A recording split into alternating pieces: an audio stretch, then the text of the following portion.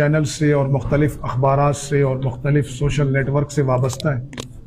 आपके इल्म में कि इस वक्त हमने पूरे तहम्मुल का मुजाहरा किया, एक जिम्मेदार मुल्क और एक जिम्मेदार हुकूमत और एक जिम्मेदार कौम की हैसियत से पूरी जिम्मेदारी के साथ हमने तहम्मुल का मुजाहरा किया।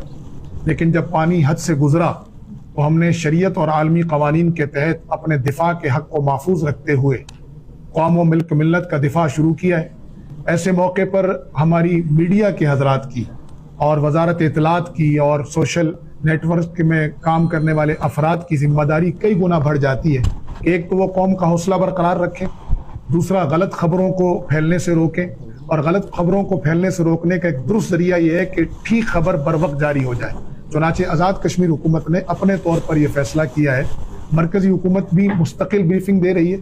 आज़ाद कश्मीर चूंकि इस वक्त फ्रंट डिफेंस लाइन है और हम बिल्कुल इस वक्त फर्स्ट डिफेंस लाइन पर खड़े हैं सारे के सारे हजरात, तो इसलिए हमने फैसला किया है कि हम रोजाना सुबह 10 बजे के करीब आपको इंशाल्लाह ब्रीफिंग दिया करेंगे।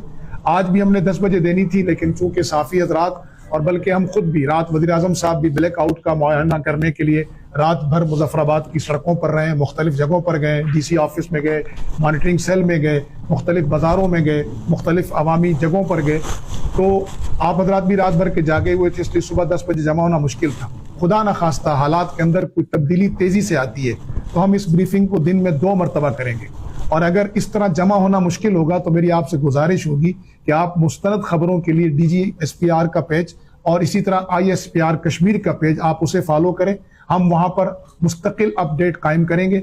SDMMA के अंदर हमने डिजास्टर मैनेजमेंट के अंदर अपना सेल भी इंफॉर्मेशन का यही मुंतकिल कर दिया है और इंतजामिया का भी यही मुंतकिल कर दिया है। तमाम जो है ना हमारे डिवीजन और हमारे अजला और तहसीलें और हमारी चीज फायर लाइन से जितनी भी इतलात आएंगी वो यहाँ आएंगी, उन्हें मुरत्तब किया जाएगा, उनको एक मरतबा फिर काउंटर चेक किया जाएगा, फिर उस काउंटर करने के बाद हम उस खबर को जारी करेंगे। इस वक्त चूंकि बुनियान मरसूस जैसा ऑपरेशन शुरू है तो हम सबको सीसा पिलाई दीवार की तरह अल्लाह के महबूबीन बनकर, एक कौम बनकर, एक मिल्लत बनकर अपनी अपनी जिम्मेदारियां अदा करनी है।